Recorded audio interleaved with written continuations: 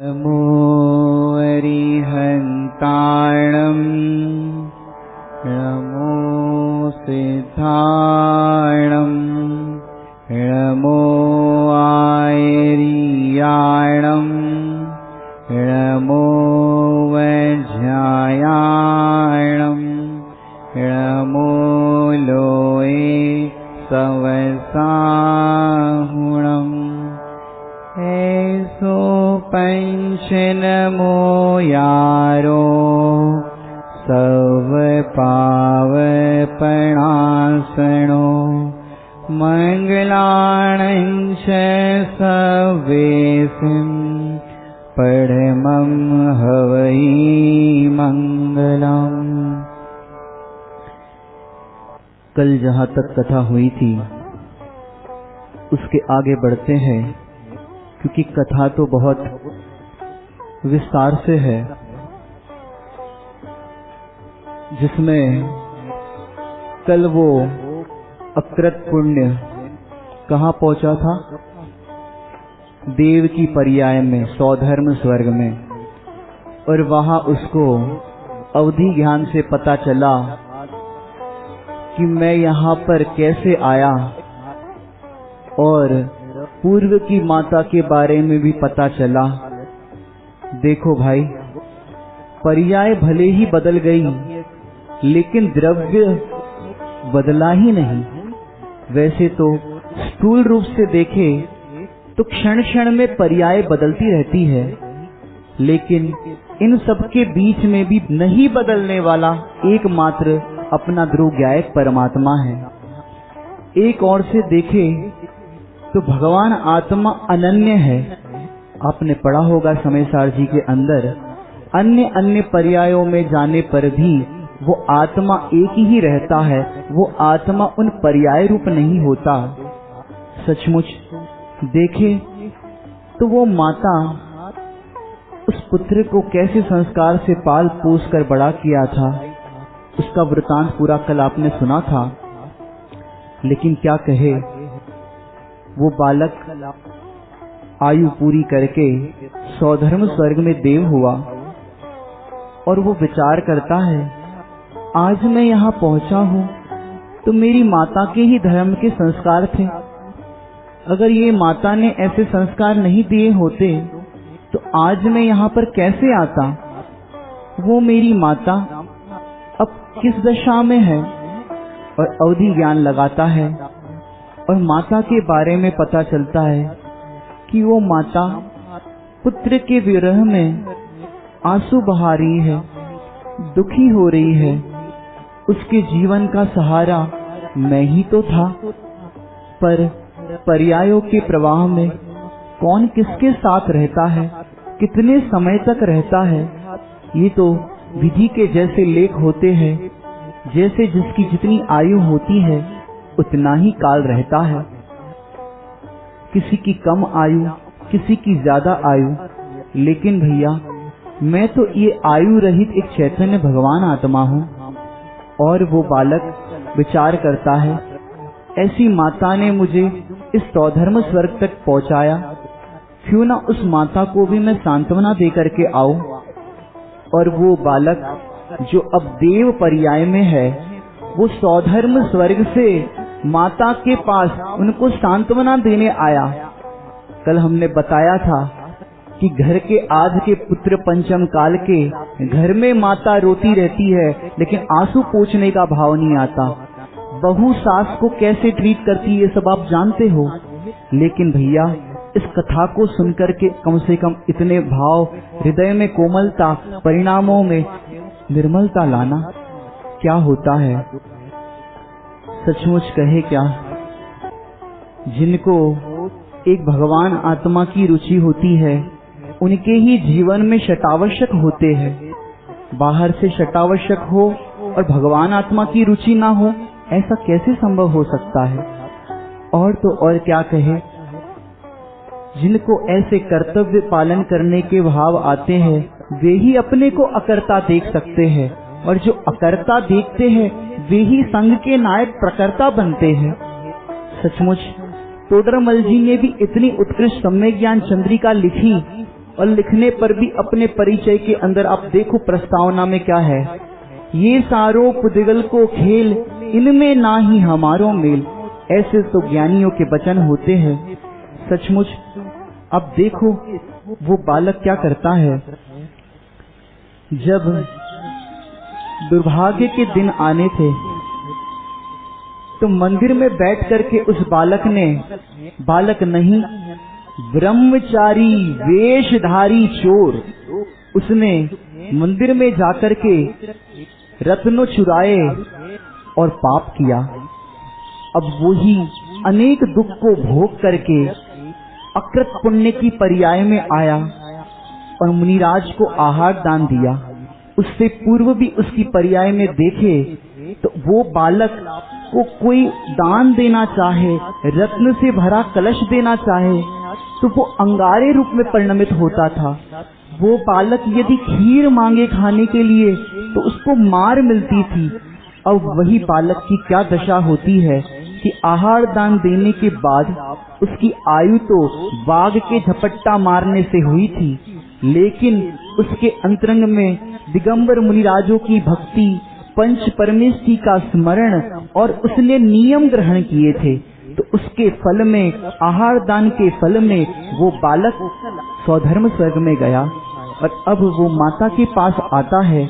सचमुच ये उसने धर्म की कमाई की थी, अब तक उसने पूर्व भवों में पाप की कमाई की थी।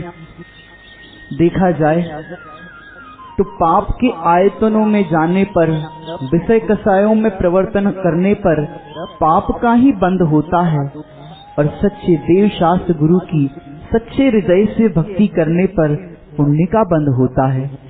अब क्या होता है, वो बालक माता के पास जाता है और माता से क्या कहता है, सीधे जाकर के माँ के चरण स्पर्श कर देता है और अपना जितना हृदय में बहुमान था वो उसके चेहरे से झलकता है। अब क्या होता है देखिए।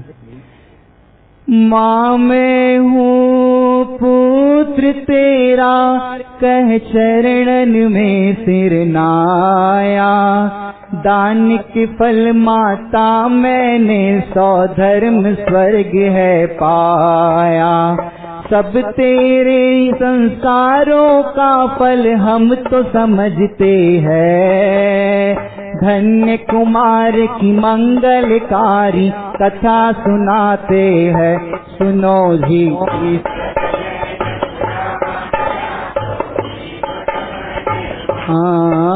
माँ आर्त ध्यान को तजो, ये तो दुर्गति का है दाता, धर्म ध्यान में चित्त लगाओ उत्तम गति दाता। सोचो उस बालक को माता ने बचपन में धर्म के संस्कार दिए और कितने गाढ़ संस्कार दिए कि बालक पर्याय बदल करके देव में गया और माता को वो अपने परिणामों में शिथिलता आने पर आत्महत्या तक के परिणाम आ गए कि मैं किसके लिए जीऊं, मर जाना ही श्रेष्ठ है। तो माता को सांत्वना देने, दूसरी भाषा में कहे तो स्थितिकरण करने देव की पर्याय से यहाँ आया और यहाँ हम माता पिता की, सास ससुर की समाधि करने का भी भाव नहीं आता। धिक्कार है हमारे जीवन पर। सुन मिष्ट दाना हुई विरत पद आर्य का धरती है, धन्य कुमार की मंगलकारी कथा सुनाते हैं, सुनो जी।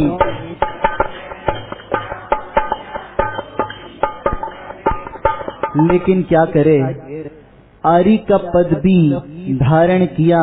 किसने धारण किया? मिष्ट दाना ने। नाम भूलना मत, क्योंकि नए नए नाम आएंगे रोज। और वो मिष्ट दाना, पुत्र का इतना मोह था, आर्य का पद धारण करने पर भी पुत्र की याद आने लगी। सोचो कैसा मोह बड़ा बलवान है। बड़े पद में आकर भी मोह नहीं टूटता। जिसकी सुबह चर्चा चल रही है, प्रज्ञा छेनी, जब तक तू नहीं पटकेगा तब तक मोह का अभाव नहीं होगा। लेकिन किस रूप में याद करती है माता जो आर्य का पद में है कि मेरा पुत्र कितना विनयवान था, कितना आज्ञाकारी था, आकर के देव पर्याय से आकर के मेरे चरण छू लिए। सचमुच ये बहुत प्यारा बच्चा था मेरा।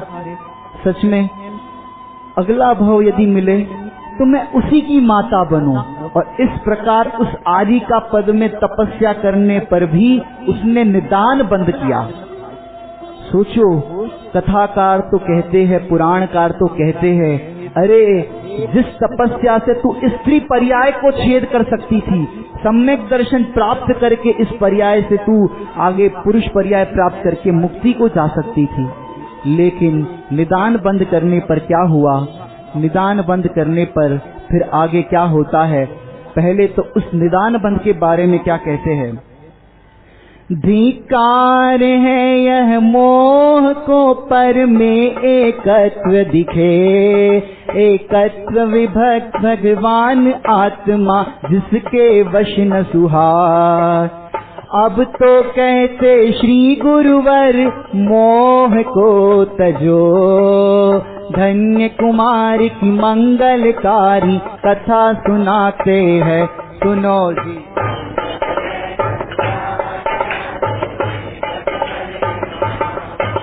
फिर क्या होता है? ज्ञानी तो यहाँ तक कहते हैं, रसिक जनों को रुचिकर ऐसे ज्ञान का आवे स्वाद लो, उसके सन्मुख रस इसका जग का सब है फीका लागे।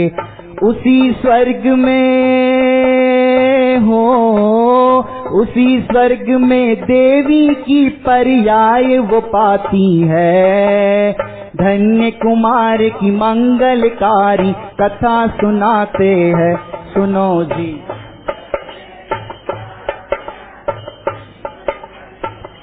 भैया पुण्य बांधे होंगे तो कदाचित जैसा निदान किया वैसा मिल भी जाए। निदान की चर्चा सुन करके आप भी सोचो, हम भी कुछ निदान बंद कर दे। यदि कोई महिला ऐसा निदान बंद करने की सोचे कि अगली पर्याय में गोरी बनूं, पलड़े में पुण्य ना हो तो सफेद फूल बन जाए, ऐसा भी हो सकता है। लेकिन वो मिष्ट दाना उसी सौधर्म स्वर्ग में देवी की पर्याय में हुई। यहाँ आचार्य भगवान कह रहे हैं, भाई इतना व्रत आदि धारण करने पर भी तूने इस अनादिकालीन मोह को नहीं तजा, तो तेरे उस उत्तम पद को धारण करने से भी क्या फायदा। फिर क्या हुआ? सौधर्म स्वर्ग में वही देवी बनकर के आई, और तो और जो बलभद्र और उसके 7 पुत्र थे उन्होंने भी दीक्षा धारण की, और फिर वे भी सब सौधर्म स्वर्ग देव में आए। देखो, कहते हैं ना, जिनके साथ आराधना की वे भी साथ चलते हैं, जिनके साथ विराधना की वे भी साथ चलते हैं। ऐसे ही वो उस स्वर्ग के अंदर मंद कषाय के परिणाम करके वहां पर पहुंचे। फिर एक एक करके सबकी आयु पूरी होने लगी। फिर क्या होता है? देखो भाई, साथ रहने की भावना साथ ले जाती है। मैं तो एकाकी एकत्व लेकर के रहने वाला हूँ, मुझे किसी के साथ की जरूरत नहीं। लोक में तो कहते हैं पति पत्नी का जन्म जन्म का साथ है। भैया पत्नी आलू में जाए तो तुम्हें भी जाना पड़ेगा, तो ऐसा साथ की याचना मत करना, उसके पीछे पीछे जाना पड़े। हम तो भैया एकत्व स्वरूप में अपना सब कुछ स्थापित कर ले, सर्वस्व सौंप दे अपने भगवान आत्मा को, तो हमारा उत्तम से उत्तम गति होकर के पंचम गति को प्राप्त होवे। सचमुच क्या कहे, धीरे धीरे काल बीतता गया। स्वर्ग की आयु भी पूरी होने वाली थी, और फिर अगली पर्याय में देखो कहाँ पहुंचते हैं कि अगली पर्याय कि जो बलभद्र आदिक थे उनने भी आराधना की। अब वे भी कहाँ पहुंचते हैं ये भी देखेंगे। धर्म ध्यान सो बलभद्रादिक ने देव पद पाया, सबका संयोग में सिदाना ने वहां पाया। सब देखो, सब मिल गए, साथ में तो सब मिल गए, लेकिन जिसने एकत्व भगवान आत्मा की भावना भाई हो उसको उत्तम सुख मिलेगा। साथ की भावना में संयोग मिल सकता है, लेकिन असंयोगी भगवान आत्मा का अनुभव तो एकाकी अनुभव करने पर ही होता है।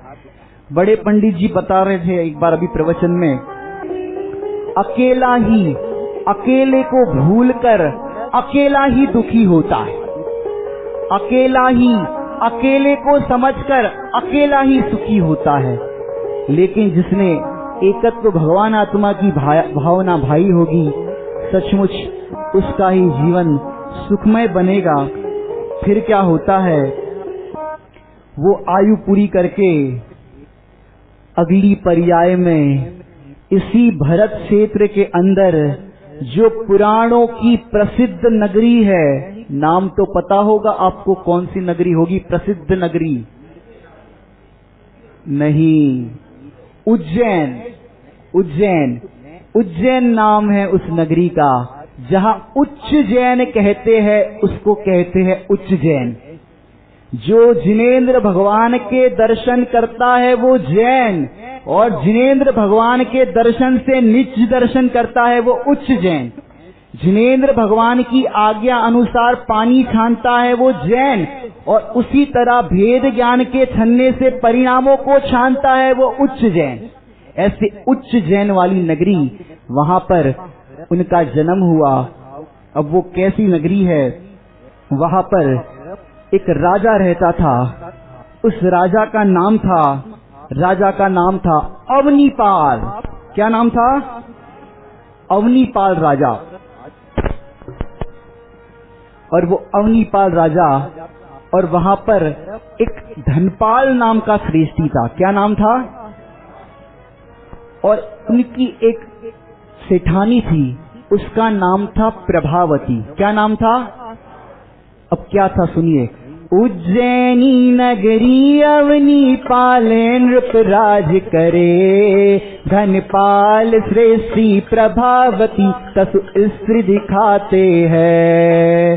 सप्तम पुत्र हुए अष्टम का गर्भ दिखाते हैं, धन्य कुमार की मंगलकारी। सुनो जी,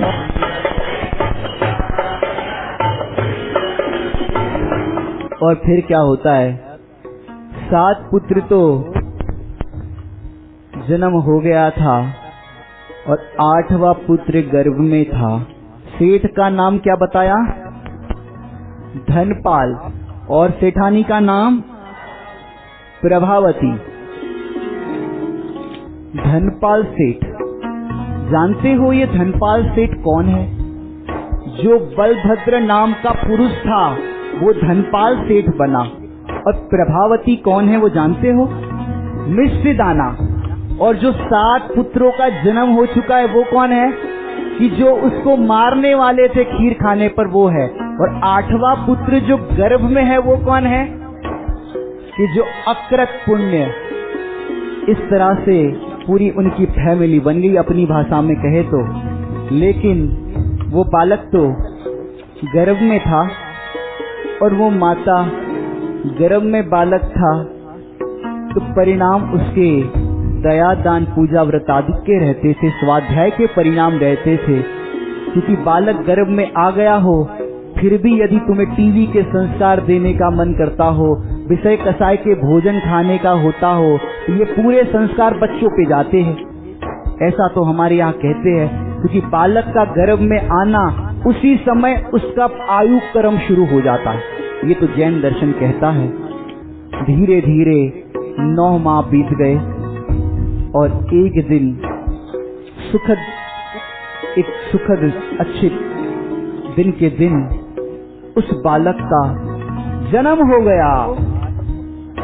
और जिस समय जन्म हुआ, तब क्या हुआ जन्म नाड़ गाड़ ने भूमि खोदी भाई, निकल पड़ा था सरनिश बड़ा घड़ा अरे सुख का। सुनो जी,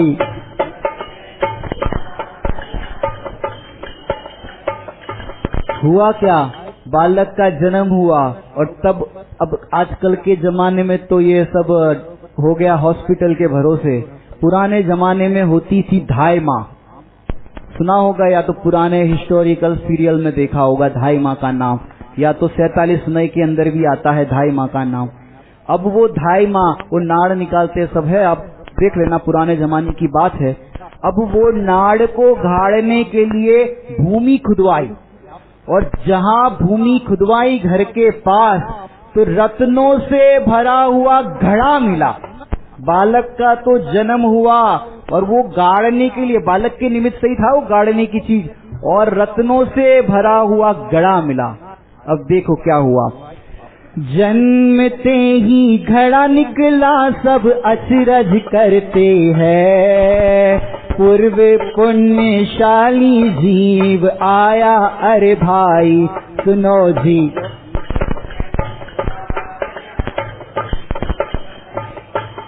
देखो भाई, अकृत पुण्य का जन्म हुआ, उससे पूर्व गर्भ में आते ही क्या हुआ था, एक एक व्यक्ति मर रहे थे, धन धीरे धीरे खत्म हो रहा था, बालक का जन्म होते ही पिता चले गए और सब कुछ साफ हो गया। यहाँ बालक का जन्म हुआ और जन्म होते ही गिफ्ट में क्या मिला, रत्नों से भरा हुआ घड़ा। देखो, धन देखकर सब उसको धन्य धन्य कहने लगे, जितने भी लोग थे, और वो बालक मुस्कुरा रहा था मन ही मन। देखो भाई, धन मिला तो क्या करना चाहिए हमको, यदि ये धन मिला हो, जमीन खोदते धन मिला हो तो हम क्या करेंगे, बोलो भाई क्या करोगे, आपसे पूछते हैं। आपको धन मिले, घड़ा खोदो, जमीन खोदो, धन मिले तो क्या करोगे कि अपनी तिजोरी में रख करके सजाओगे। लेकिन यहाँ पर कुछ और हुआ कि इस पृथ्वी का तो मालिक यहाँ का राजा है, इसमें हमारा कुछ नहीं, हमारा तो जो घर है दुकान है इतना है वही है। यहाँ की पृथ्वी का मालिक तो राजा है, हमको ये धन तो राजा को देना चाहिए। आप क्या करोगे, अरे राजा को थोड़ी ना पता चलेगा हमारा है, हम रखेंगे। देखो भाई, जिसके पुण्य का उदय अपार हो उसके कैसे परिणाम होते हैं। और राजा उस श्रेष्ठी राजा के यहाँ धन का घड़ा लेकर के जाता है, और देखो क्या होता है, पुण्य उदय हो तो न्याय मार्ग से धन आता देखो, पाप उदय वालों को लगता न्याय से दिखता, पापानुबंधी पुण्य सो हो, पापानुबंधी पुण्य सो पाप धन्य पाते, धन्य कुमार की मंगलकारी कथा सुनाते हैं, सुनो जी।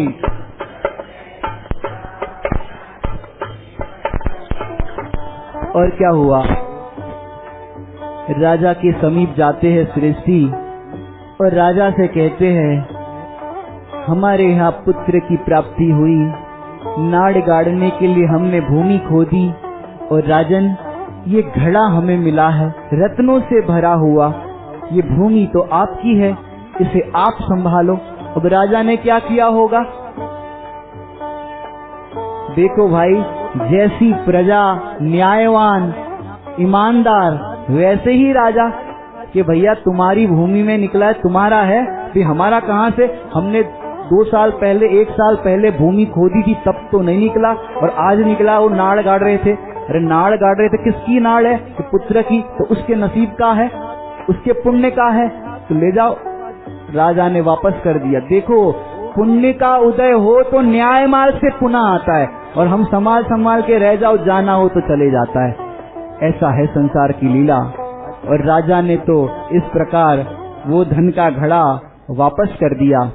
नृपति ने घट हो प्रसन्न पुत्र के नाम किया, प्राप्त धन सो धन आदिक दे श्रेष्ठी हर्षाया, नाम रखा हो नाम रखा धन्य कुमार, सुन सब हर्षाते हैं, धन्य कुमार की मंगलकारी। सुनो जी,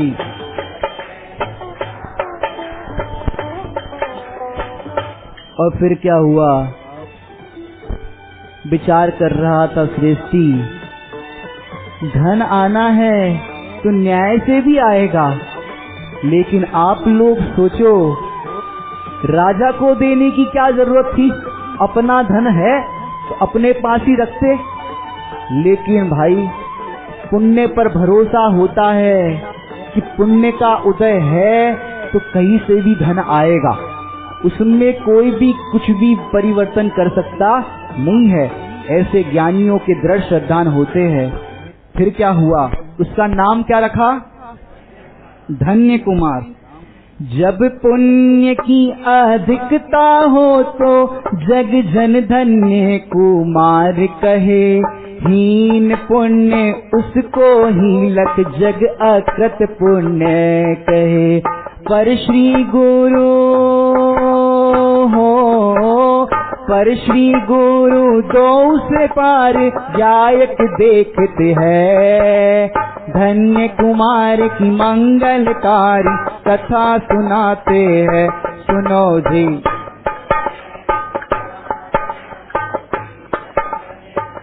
देखो भाई, बाहर में पुण्य का उदय था तो धन्य कुमार नाम दे दिया। धन्य धन्य, जन्म होते ही इतना सब कुछ हो गया तो धन्य धन्य। और पूर्व में पाप का उदय इतना तीव्र था तो कह रहे अकृत पुण्य।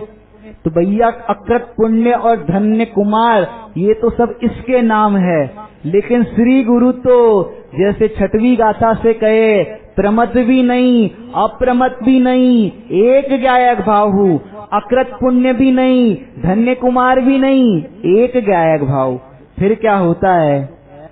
क्योंकि देखो, बाहर में भी आपको लौकिक जन करोड़ रुपए के संयोग से करोड़पति कहेगा, मान सम्मान देगा। कल को उसी पर्याय में पाप का उदय आ गया, करोड़पति में क हट जाने में देर नहीं लगती भाई, रोड़पति हो जाओ और तब आपको रोड़पति कहे। लेकिन भैया, जिसकी माता करोड़पति जो था, उसकी माता करोड़पति होने पर भी पुत्र रूप से देखती है। धन के जाने पर, रोड़पति होने पर वही माता रोड़पति देखती नहीं है, पुत्र रूप में देखती है।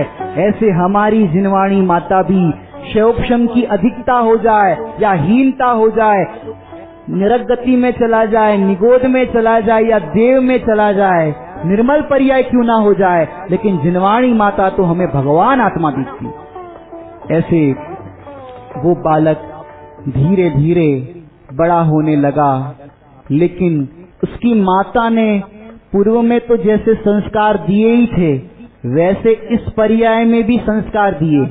पूर्व में तो दान आदि के संस्कार दिए थे, लेकिन इस पर्याय में उससे भी विशिष्ट भेद ज्ञान के संस्कार दिए। धन्य है ऐसी माता। बचपन से ही कैसे संस्कार दिए? बचपन से ही माँ ने दिए मंगलमयी संस्कार, ज्ञान और वैराग्य से करती उसका है श्रृंगार। सुनो जी,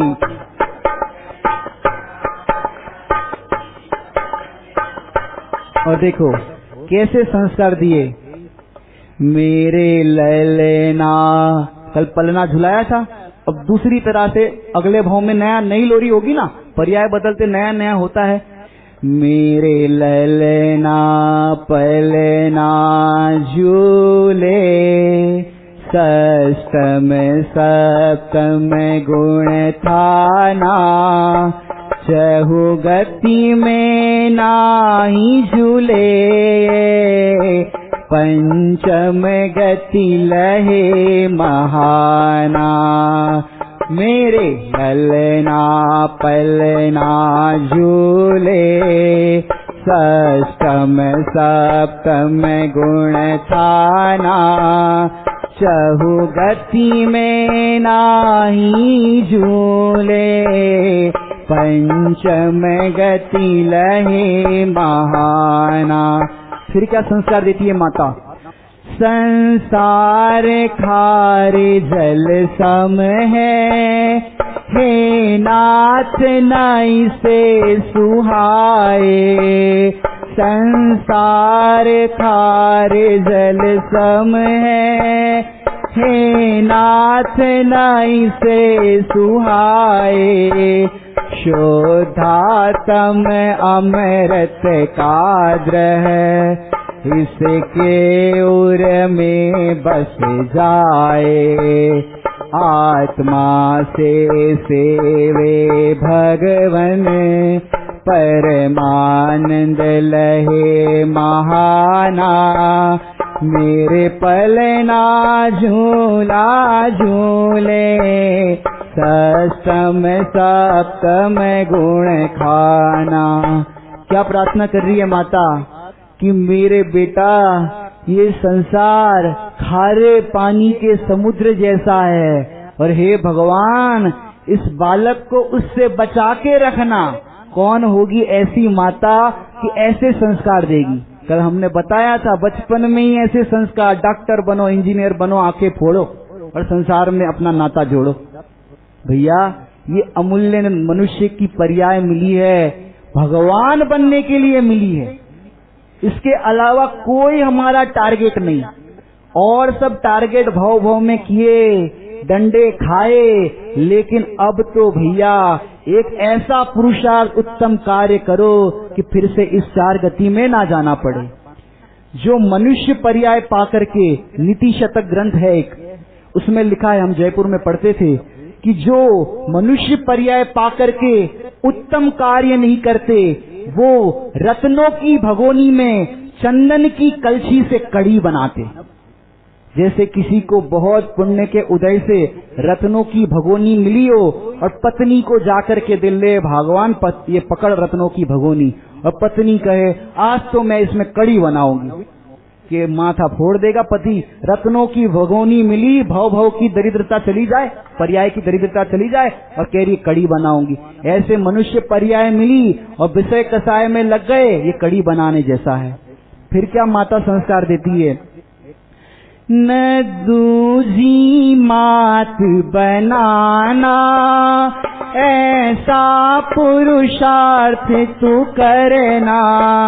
रुलाई अनंतो जननी, अब किसी को नहीं रुलाना। अंतिम जननी बनने का मैं गौरव लहू महाना। मेरे ललना पलना झूले, षष्ठम सप्तम गुण थाना। मेरे ललना पलना झूले, षष्ठम सप्तम गुण थाना। देखो कैसी है माता कि पूर्व में आहार दान, व्रतादि के संस्कार, ज्ञान दान, ये सब संस्कार दिए, और इस पर्याय में भेद ज्ञान के संस्कार दिए। सोचो कैसी माता मिलती है, कैसे निमित्त मिलते हैं। ये देखो, पात्र दान अरु करुणा दान, नित ही वे करे। बचपन में संस्कार ऐसे ही मिले, बालक धीरे धीरे बड़ा हो गया और बाहर में अपार संपदा, जन्म होते ही बैलेंस लेकर के आया था पूर्व का, और फिर कुछ जरूरत नहीं थी घर में, तो क्या हुआ? करता क्या था? घर में अपार संपदा विषयों में नहीं लुटाता था, उपयोग को तो नहीं लुटाता था, धन को भी नहीं लुटाता था। पात्र दान अरु करुणा दान, नित ही वे करे। धर्म परिणति देख कर सब ही स्नेह करे। ये देख सातों भ्राता उससे ईर्ष्या करते हैं। धन्य कुमार की मंगलकारी। सुनो जी,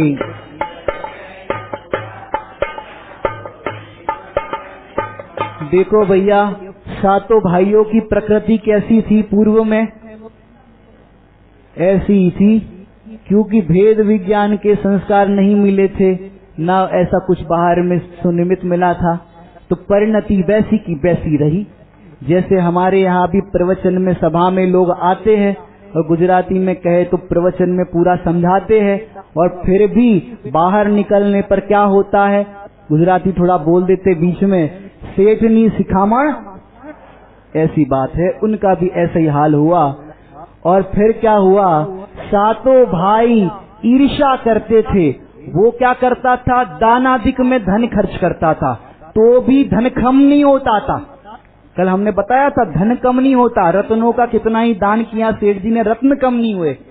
ऐसे ही अब वो 7 भाई क्या कहते हैं, ईर्ष्या करते थे, हम कमाने जाते हैं सवेरे से शाम तक और तुम दानादिक में लगाते हो, और उनको बड़ा उससे दुख हो रहा था। हम कमाए ये गमाए ये योग्य नहीं माता, हम कमाए ये गमाए ये योग्य नहीं माता, कर कमाई दान दे तो समझे हम माता।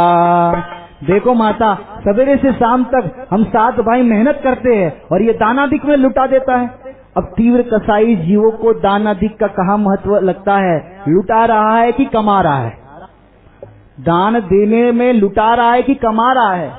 और वो 7 भाई सुबह से शाम तक कमा रहे हैं कि गवा रहे, वो गवा रहे हैं। फिर क्या कहते हैं, देखो भाई, अगर किसी के पुण्य का उदय बाहर में देखा जाए, पद प्रतिष्ठा देखी जाए, उदय अच्छा देखा जाए, तो उससे ईर्ष्या मत करना, क्योंकि ईर्ष्या करने पर उसका तो कुछ नहीं बिगड़ेगा, लेकिन तुम्हारा अवश्य बिगड़ेगा। गरम गरम कोयला, पुरुषार्थ सिद्धि उपाय में लिखा है, दूसरे का अहित करने के लिए गरम गरम कोयला किसी और की ओर मारो, सामने वाले को लगे कि ना लगे, लेकिन तेरे हाथ तो अवश्य जलेंगे। ये देख पर सच्चा कमाने वाला वही समझो, दान सो पुण्य पुण्य सो संपत्ति सच्ची कमाई। पाप दृष्टि वालों को ये समझ कभी नहीं आई, कर विचार प्रभावती निज स्वामी सो कहती है, सुनो जी।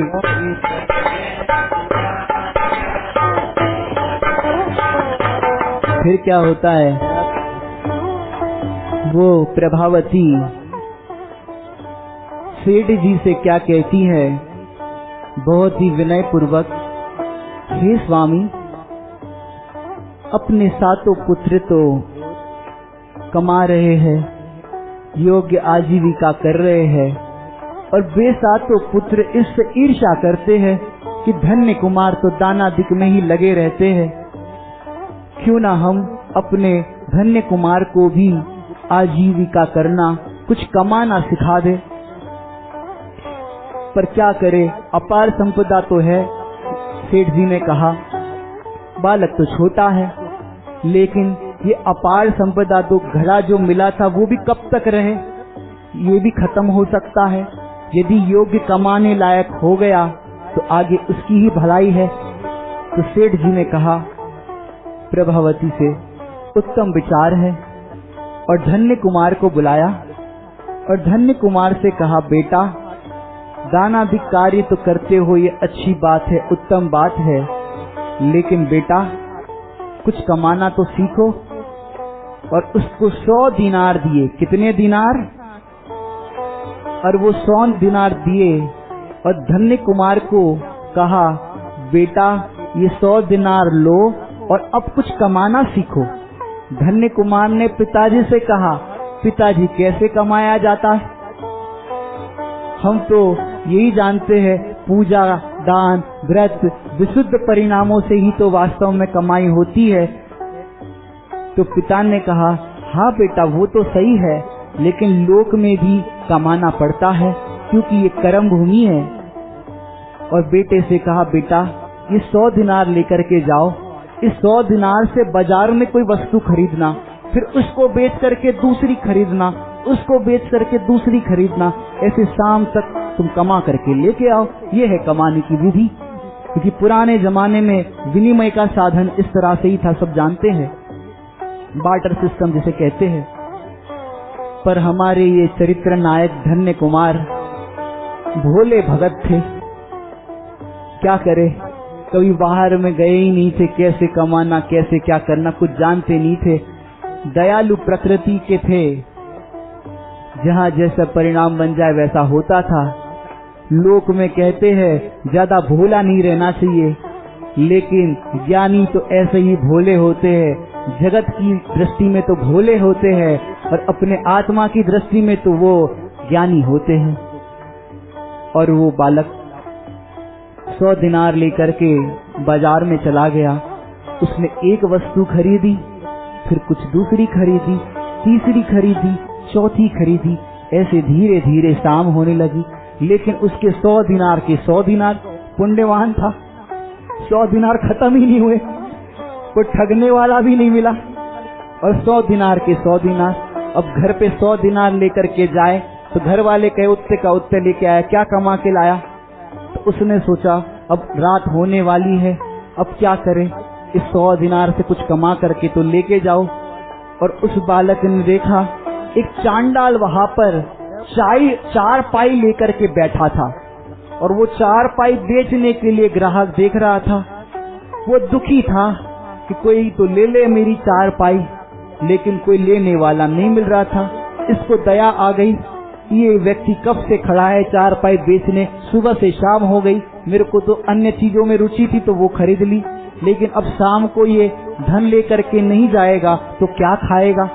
तो इसको दया आ गई, उससे पूछा चांडाल से कि भैया चारपाई कैसे दी। तो उसने कहा सेठ जी आप जो दे दो ले लूंगा, अब दे दो, अब घर जाना है, भोजन करना है। अब दयालु था, जो दे दो, तो उसने 100 के 100 दिनार दे दिए। ये ऐसे होते हैं भोले भगत।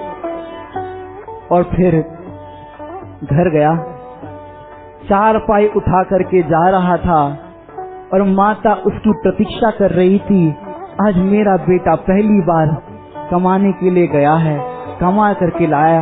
पूर्व का प्रेम तो था ही बालक से, निदान बन करके जो आई थी, और बालक से इतना प्रेम था और वो राह देख रही थी, प्रतीक्षा कर रही थी। और देखा दूर से चारपाई लेकर के आ रहा था, वो भी पुरानी सी, कोई नई नहीं, पुरानी सी। तो भी माता तो माता होती है, चलो मेरा बेटा कमा के लाया। क्या लाया कि चारपाई लाया, चलो कुछ तो लाया, पहले घर पे बैठा था, अभी कुछ तो लाया।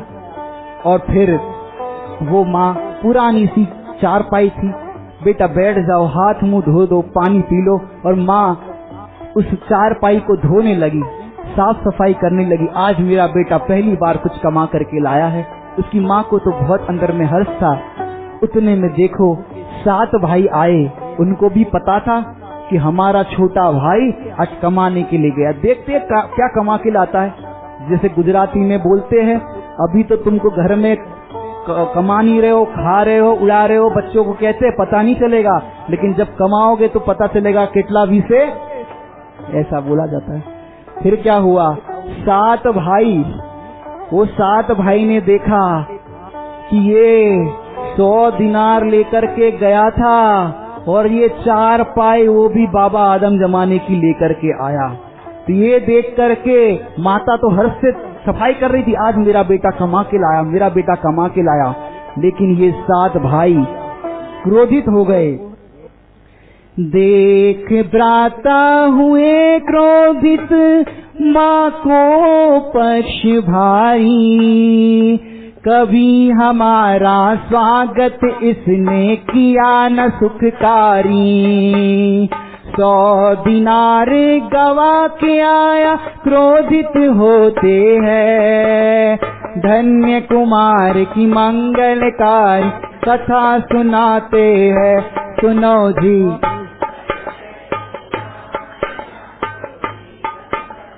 और क्रोधित होकर के उन भाइयों ने, माँ तो धो रही थी, सफाई कर रही थी, उस चारपाई को 2 भाइयों ने उठाया और आंगन में पटक दिया। और हुआ क्या, क्रोधित हो चारपाई पटकी, रतन निकल पड़े, ढेर रत्न लख करके सब अचरज माही पड़े। सुनो जी।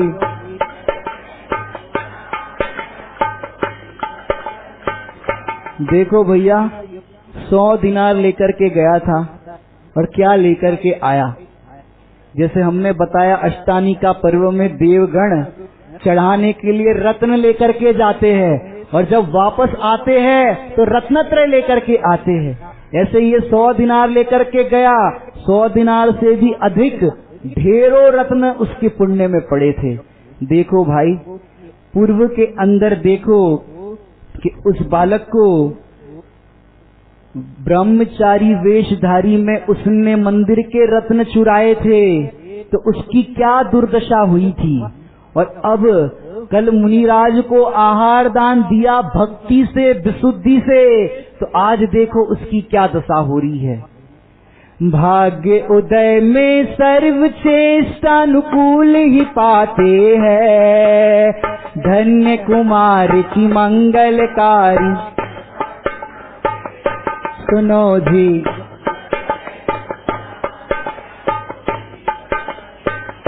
उस 4 पाई को और तोड़ा गया और उसको हिलाया गया। सातों भाई देख रहे, इतना ही निकला कि और भी है, और उसके 4 पाई को तोड़ तोड़ के निकालने लगे। जैसे जादूगर होता है, जेब में से रुमाल निकालता है, द्रौपदी की साड़ी की तरह निकलता जाता है।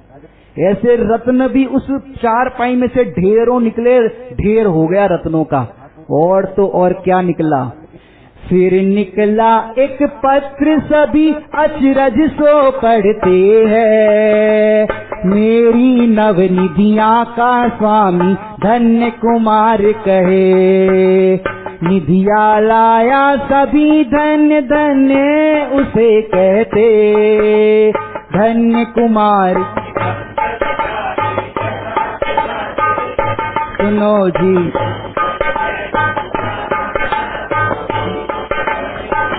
और क्या हुआ, उस पत्र को पढ़ रहे हैं सभी लोग। उसमें लिखा था, मेरा ये स्थान है और इस स्थान पर नवनिधियां है, और इस नवनिधियों का स्वामी, क्योंकि निमित्त ज्ञानी से पता चला था और उसने लिखा था, नवनिधियों का स्वामी इसी उज्जैनी नगरी का, इसी सेठ का पुत्र धन्य कुमार होगा।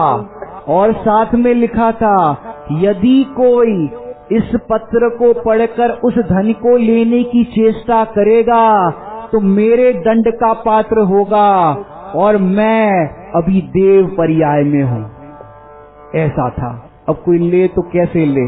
और फिर क्या हुआ, अब उसने क्या किया, वो पत्र और रत्न लेकर के फिर राजा के पास पहुंच गए। आपके नगर की कमाई, आपकी संपदा। राजा ने कहा, भाई तुम खरीद के लाए हो, तुम्हारा नसीब पत्र में भी तुम्हारा नाम लिखा है, और एड्रेस हम खोज लेते हैं। और सब बुलाया, सबको खुदाई कराई और नवनिधियां निकली। राजा बोले, उनने कहा, राजा साहब आप ही ले लो। अरे तुम इसके स्वामी हो, हम कैसे ले। राजा ने नवनिधियां भी दे दी।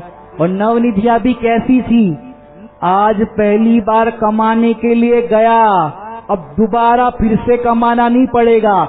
निधियां ऐसी थी, जो मांगो उससे मिले। चक्रवर्तियों के नवनिधियां होती है, ऐसी निधियां उसको मिली। फिर क्या हुआ, उस 4 पाई की तरह भीतर खजाना भरा। कहां पर, 4 पाई है, जैसे 4 पाई होती है, उसके अंदर खजाना था। ऐसे ये 2 हाथ और 2 पैर 4 पाई है, और इसके अंदर जो विराजमान भगवान आत्मा है, उसके अंदर अनंत गुणों का खजाना है।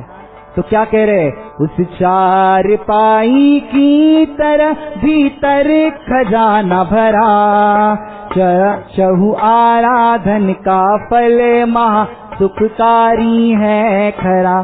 चहु आराधन कौन कौन सी, दर्शन आराधना, ज्ञान आराधना, चारित्र आराधना और तप आराधना। और देखो, उस घर के अंदर 9 निधियां थी, उसी प्रकार इस चैतन्य घर में भी ऐसी निधियां है। पंडित साहब ने भी एक रचना में लिखा, जिस तरह चक्रवर्ती की 9 निधियों का पार नहीं, ऐसे ये चैतन्य चक्रवर्ती की निधियों का भी पार नहीं। फिर क्या हुआ, जैसा कमाने की जरूरत अब उसे नाही, वैसे आत्म प्राप्त हो तो सुख सहज मिले भाई। जैसे उसको अब कमाने की जरूरत नहीं पड़ेगी, ऐसे जिसने भगवान आत्मा का अनुभव कर लिया उसको सम्यक दर्शन, सम्यक ज्ञान, केवल ज्ञान सब कुछ सहज प्राप्त होगा। प्राप्त कर ले एक शुद्धात्म गुरुवर कहते हैं, धन्य कुमार। सुनो जी,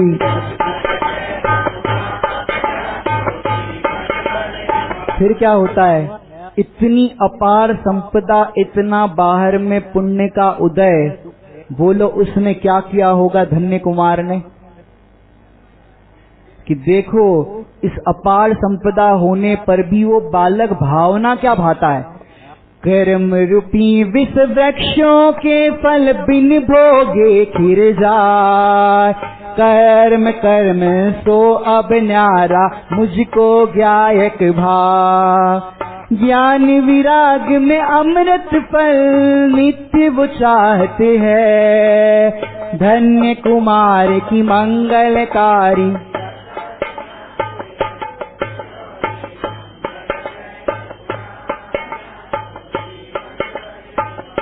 387, 88, 89 गाथा आ गई। विष वृक्ष के फल सब खिर जाओ बिना भोगे ही। धन्य कुमार ने सातों भाइयों से विनय पूर्वक कहा कि भाई देखो, जैसे मुझे कमाने की अब जरूरत नहीं, मैं कमाने गया था और अपार संपदा अब है, ऐसे भाइयों आपको भी कमाने की जरूरत नहीं है। अपने उपयोग को इसमें ना लगा करके धर्म ध्यान में लगाओ, ऐसी मेरी प्रार्थना है। हालांकि आप बड़े हो, छोटा मुंह बड़ी बात क्या करूं, लेकिन ये तुम्हारे लिए हित की बात है। छोटा बालक भी यदि हमारे लिए हित की शिक्षा दे तो उस हित की शिक्षा को ग्रहण करना। भ्राताओं से कहा सुख सो रहो सभी भाई, निधियां हमारे घर में है क्या कमाना मेरे भाई। अपनी संपत्ति का उपयोग वो धर्म में करते हैं, धन्य कुमार की मंगलकारी। सुनो जी,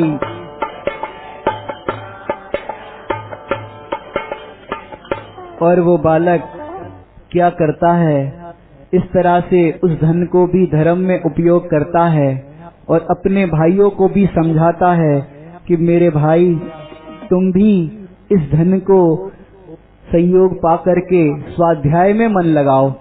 श्रीमद जी तो कहते हैं यदि छाछ और रोटले की व्यवस्था हो गई हो तो तू अपना उपयोग इस कमाई आजीविका में मत लगा। हम तो है एक फैक्ट्री से दूसरी फैक्ट्री, एक दुकान से दूसरी दुकान, अपने विषय को कितना भ्रमाते हैं। ये पर्याय तो टोडरमल जी साहब कहते थोड़े काल की है। ऐसे भाई अपने उपयोग को स्वाध्याय में लगाओ। आप तो धर्म ध्यान करो, ऐसा सबको समझाते हैं वो धन्य कुमार।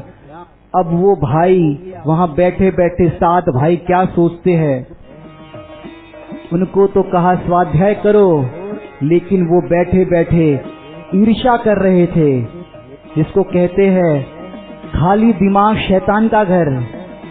यदि आप भी स्वाध्याय नहीं करोगे तो आपकी भी यही दशा होगी, क्योंकि कभी कभी धन के संचय से अपने मन में कुविचार आ जाते हैं, विषय कसायों में प्रवर्तन कर जाते हैं। क्षत्र चूड़ामणिकार तो ऐसा कहते हैं, यदि अपने उपयोग को बुद्धि पूर्वक स्वाध्याय में, तत्व चिंतन में, तत्व विचार में नहीं लगाओगे तो खोटे विकल्प आपो आप आएंगे, ऐसा लिखा है। और उनको ईर्ष्या होने लगी और 7 भाई ने सोचा कि अब हम क्या करें, इसके अपार संपदा हो गई, क्यों ना हम अपने भाई को मार दे और इसकी अपार संपदा के मालिक बन जाए, क्योंकि ये अपार संपदा इसकी ही कहलाएगी लोक में। भले ही हम उसको भोगे लेकिन नाम तो उसका ही होगा। और इस प्रकार उस भाई को मारने का षड्यंत्र रचा।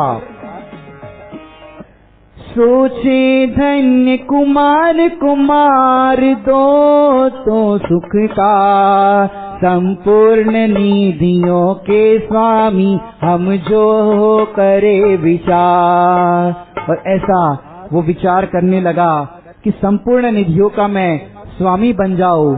लेकिन भाई, तीर्थंकर के पुण्य का उदय तीर्थंकर के लिए होता है, चक्रवर्ती के पुण्य का उदय चक्रवर्ती के लिए होता है।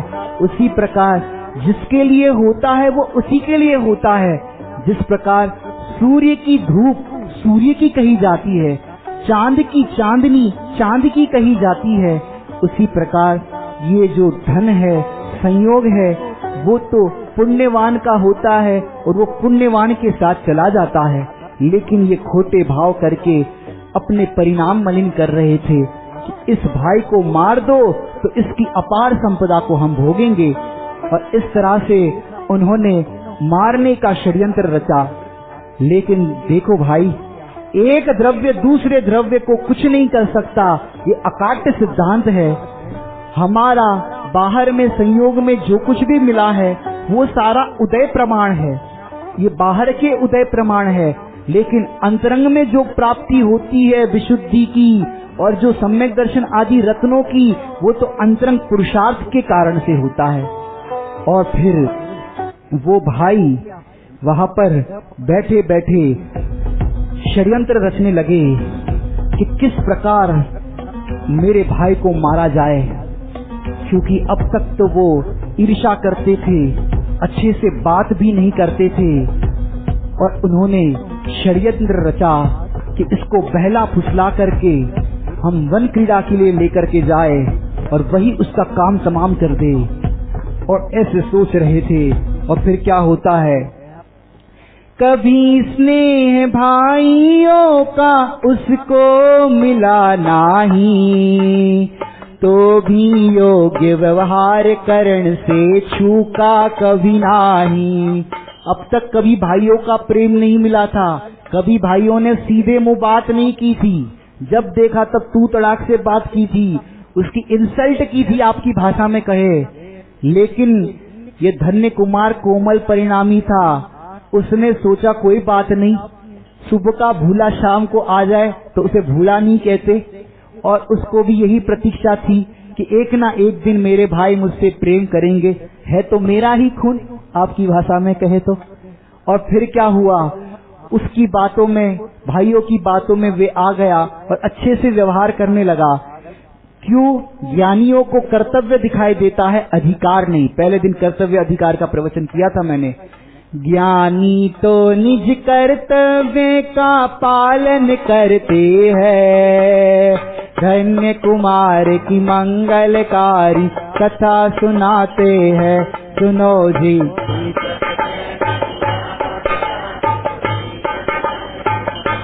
और फिर धन्य कुमार भी वर्षों से इसी बात की प्रतीक्षा कर रहा था। और स्नेह का वातावरण देख करके भाई को भी, धन्य कुमार को भी अच्छा लगा कि चलो कोई बात नहीं, एक समय की पर्याय है। मेरे उदय की विचार किया, अपने उदय का विचार किया, पूर्व में मेरा ही उदय ऐसा होगा, और इस तरह से भेद ज्ञान किया। फिर सातों भाई बोले, मेरे छोटे अनुज, मैं तुमसे कुछ कहना चाहता हूँ। तो सातों भाई खड़े थे कि भाई, हम चाहते हैं तुम हमारे साथ कहीं घूमने चलो, वन भ्रमण के लिए चलो, तो हमें अच्छा लगेगा। और इस तरह से भाई से कहा। हालांकि ज्ञानियों को, भेद विज्ञानियों को वन भ्रमण से क्या प्रयोजन, फिर भी उसको तो अपने आत्मा में ही रमण अच्छा लगता था, वन भ्रमण को क्यों जाए। लेकिन भाई का स्नेह पूर्वक आग्रह देख करके उसको भी प्रेम आया कि चलो कोई बात नहीं, भाई का आग्रह है और अच्छे से आज व्यवहार कर रहे हैं तो साथ चलते हैं। वन भ्रमण को चलो भ्राता संग माई तुम अभी का, स्नेह से कहे वचनों को वो ठुकरा नहीं पाते हैं, धन्य कुमार की मंगलकारी। सुनो जी।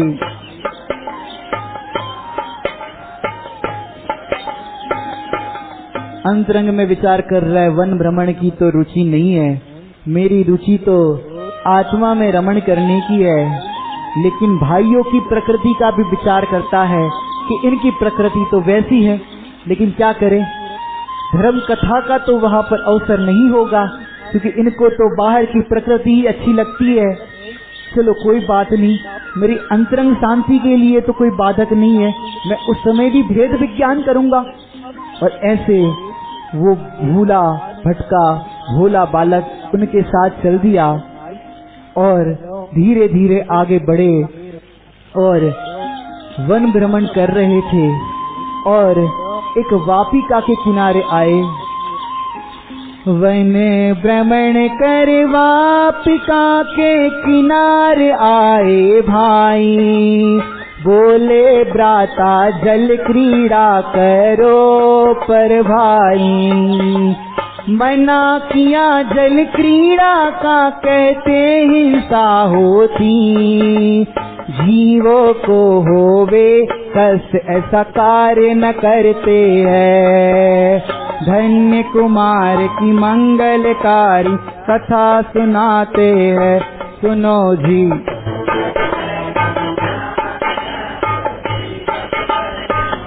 और फिर क्या होता है, उन्होंने कहा बस अंतिम चरण है, आकुलता नहीं करना, अब क्या होगा वही समझने लायक है। वापिका के किनारे, जैसा कि आप सब जानते हो, षड्यंत्र रचा है उन्होंने कुछ, और उन्होंने कहा, बालक ने क्या कहा बड़े भ्राता से,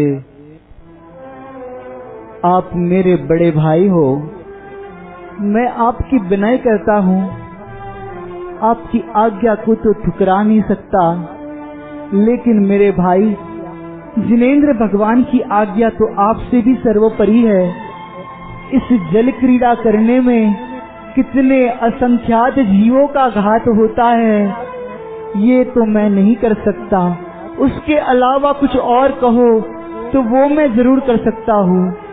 आप सब भी विचार करना, ज्ञानियों के कैसे कोमल परिणाम होते हैं, और हम और आप तो देखो तो रिसोर्ट में जाना, वाटर किंगडम में जाना, डूब मरना। लेकिन भैया ये संसार में गोते खाते खाते तुम्हें दुख नहीं लगता जो वाटर किंगडम में कूदते हो, स्विमिंग पूल में कूदते हो। ज्ञानियों के कोमल परिणाम देखो कि कितने जीवों का घात होगा, ये जीवों का घात मैं नहीं कर सकता। तो भाइयों ने कहा कि कोई बात नहीं, ये देखो कितना निर्मल जल है, इस निर्मल जल को तो निहारो, इतनी सी तो बात मानो, प्रकृति को तो निहारो, निर्मल जल को तो देखो भाई, देखो भाई देखो। और वो देखो भ्राता जल कितना निर्मल नीचे झुक गया, बड़े भाई ने धक्का दिया नीचे जा गिरा। पीछे से बड़े भाई ने उसको धक्का दे दिया और वो भाई उस वापिका में गिर गया। और जो बाकी भाई थे वो क्या करते हैं, वो बाहर निकलने का प्रयास करता है कि कैसे भी मैं बाहर आ जाऊं, क्योंकि पहले से ही षड्यंत्र रचा हुआ था। बाकी भाई बड़े बड़े पत्थर उस वापिका में डालते हैं और उसके अंदर पूरी वापिका में चारों तरफ से भाई, सातों भाइयों ने वापिका को घेर लिया और चारों तरफ से वापिका के अंदर पत्थर डाल रहे हैं। और पत्थर डाल डाल करके उन्होंने वापिका को भर दिया। और फिर क्या होता है, ऊपर से गिराए पत्थर वापिका उससे भरती है। धन्य कुमार की मंगलकारी कथा सुनाते हैं, सुनो जी।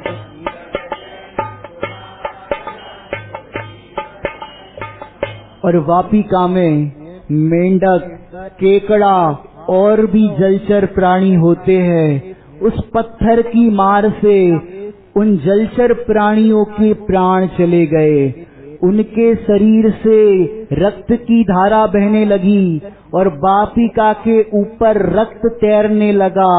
वो निर्मल जल रेड आपकी भाषा में कहे तो लाल हो गया और उन 7 भाइयों को लगा धन्य कुमार। और उस समय तो देखो धन्य कुमार उस पानी में पहली बार गिरा था, क्योंकि वो जलचर जीवों की रक्षा का भाव रखता था।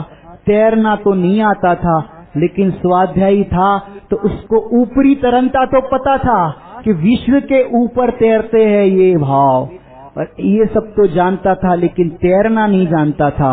और 7 भाई ने वहां पर खून देखा तो क्या किया, मृतक हो लख अब होंगे स्वामी निधियों के भाई, हो प्रसन्न निज घर की और उनने चले दिया।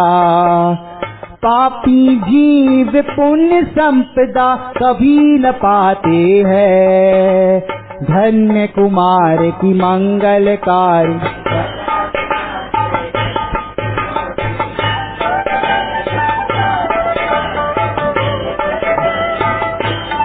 वापिका पत्थरों से भर गई। धन्य कुमार उस वापिका के अंदर पत्थरों की मार से मारे गए। कहानी हो गई पूरी। पूरी कर दे। मारे गए कि नहीं। अब वो धन्य कुमार बचेंगे या नहीं बचेंगे, और बचेंगे तो उसको कौन बचाएगा, कौन छिपा है वो बचाएगा, जानने के लिए देखिए अगला एपिसोड।